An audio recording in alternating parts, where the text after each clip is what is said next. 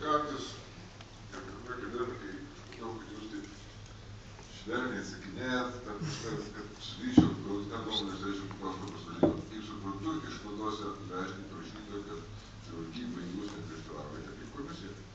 Bet yra visai prielaidų, dėl kurių jūs pasakote, kad taryba šiandienai būtų komplikuota, nes nespręsant daugelis klausimų ir neišaiškintos grėsmės, kurios kiltų tiek Lietuvos ekologiniai padėčiai, tiek ekonominiai, tiek kitiems dalykams. Aš teisingai supratau. Manau, kad taip.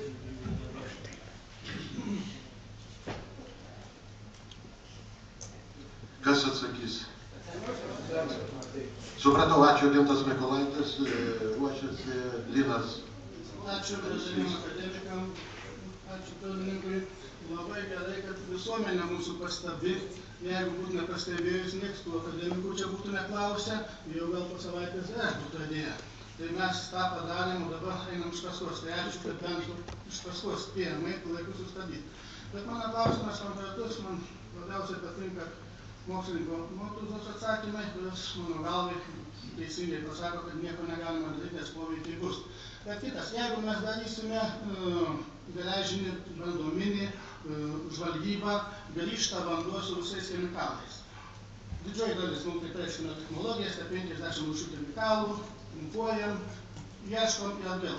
Kur mes įdėsim? Ar nebus kaip uždarimas Ignalinos ar panašiai, kiek tas kainuotų ir tas iš to išeitų, to jūs dings. Ponas Motuzas atsakys. Galiu aš pabandyti atsakyti. Na, čia yra technologijos klausimas, utilizavimas chemikalų ir kitaip jų neutralizavimas, jų nukenksminimas. Tai yra, taip sakant, jau apdorojimo technologijos klausimas, kiek tai kainuos, ar tai yra įmanoma ir taip toliau. Bet noriu pabrėžti, kad tie chemikalai vis tiek niekur iš Lietuvos nedings.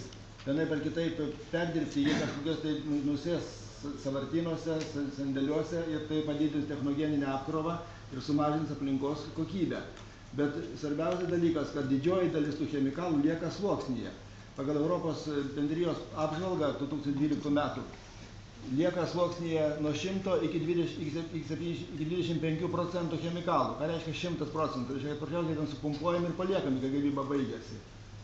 Ir jeigu mes paskaičiuosime, kiek tai sudaro, tarkim, 1000 gręžinių, kurios realu, kad bus išgręžta Tauragės, sakykime, Šilutės plote, tai yra 100 000 tonų cheminių medžiagų, kurios palieka žemės gelmėse.